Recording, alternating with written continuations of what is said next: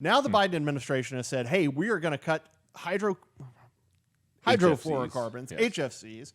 We're going to cut their presence by 85% over the next 15 years. Now that has repercussions for the single most important thing, well, other than water in the desert, the single most important thing, which is air conditioning.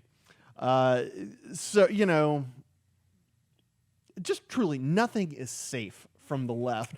So, folks, we have already hit the 90s in Phoenix. That's where we live. That's where we do our work from, our writing, our broadcasting, all from Phoenix. It has already gotten hot here. Now, I am guessing most of you in the audience are old enough to remember when the war on air conditioning was waged in the past. If you remember, there used to be these things called CFCs, chlorofluorocarbons, and they were in air conditioning systems. Use them. They used Freon, hairspray cans, aerosol cans. All these things use CFCs. And the government came in, and I think it was through the Environmental Protection Agency, said, "Hey, no way! These things are bad for the ozone. They hurt the ozone. Get rid of them." Well, now phase 2 has arrived. The Biden administration has set a goal to decrease the amount. Okay, so hang on. Sorry, I got out of order. After CFCs, they switched to HFCs, hydrofluorocarbons. All right, that's what we've been working with since then. Now the Biden administration has said, "Hey, we are going to cut hydrofluorocarbons, HFCs. We're going to cut their presence by 85% over the next 15 years." Now, that has repercussions for the single most important thing, well, other than water in the desert, the single most important thing, which is air conditioning. So, you know, just truly nothing is safe from the left. Larry Miller, who you've probably seen him in a random movie or doing a guest spot on TV, he used to write for the National Review or Weekly Standard a little bit. He's a conservative comedian. But he used to say, look, if the Earth's got to warm a little bit so I can stay nice and cool in my living room, the Earth's got to take one for the team. Yeah. And I am with him on that. But I wanted to share with you guys before we go a few of the options that are out there. Oh, boy. Logan's going to hate that I moved that. Sorry, Logan. A few of the options that are out there. Now, folks, there are 3. There are probably more than 3, but these are the 3 that I came up with.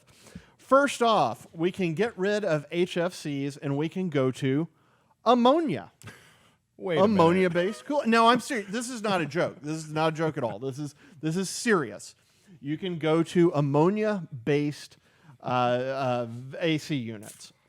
Now, ammonia has a couple of advantages. One, it is cheaper than HFCs. Yeah. It's cheap, so that's nice. Yeah.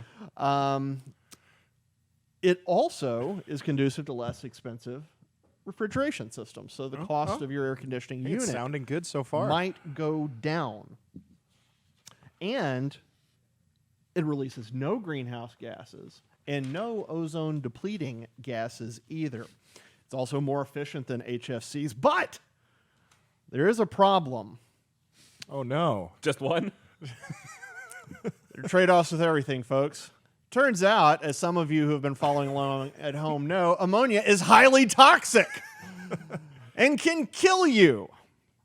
Now, the odds that it will kill great numbers of people are fairly low. Yeah. You can smell ammonia out there. It's there's a quality of that in urine sometimes, associated with bats as well.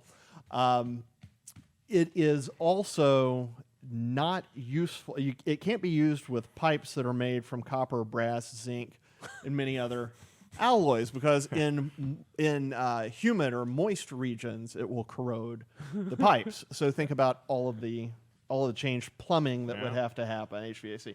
Now there's another option: hydrofluorolefins. Hydrofluorolefins, not to be confused with midichlorians.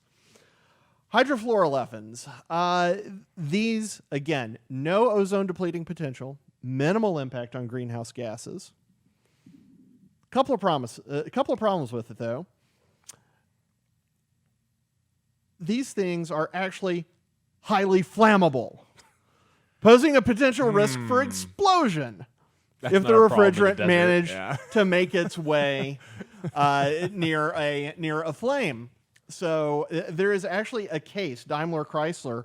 Let's see here. If they've been sued, I glanced over this ahead of time. The Chevy, where are you? Is it a Chevy? There is a, oh no, it's the Ford Focus. The Ford Focus actually already uses this system. And there supposedly may have been an explosion associated with this. Yeah. But they're not sure. They're not sure. They've had trouble reproducing it. But the idea of using some, and now look, I mean, we sit on top of gasoline-powered or beside gasoline-powered engines all day long. They're very safe. You know, that could be the case with this. And then I want to give you the very last, I saved the best for last. The last option, this option, it's cheap compared to traditional refrigerants. There's lots of it. It's a byproduct of many industrial processes. There's just one problem with it. It's CO2.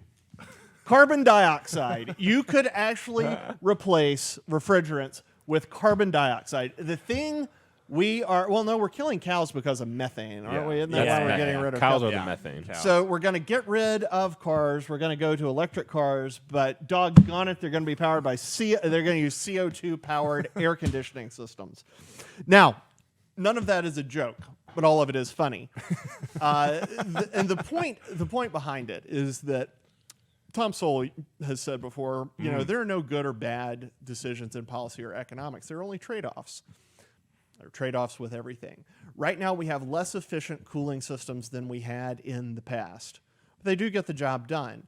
It's also not clear in the long run just how much damage continuing to use HFCs would do. Now, there have been estimates that by the year 2100, if we reduce use by 85%, it'll save us about half a degree of warming.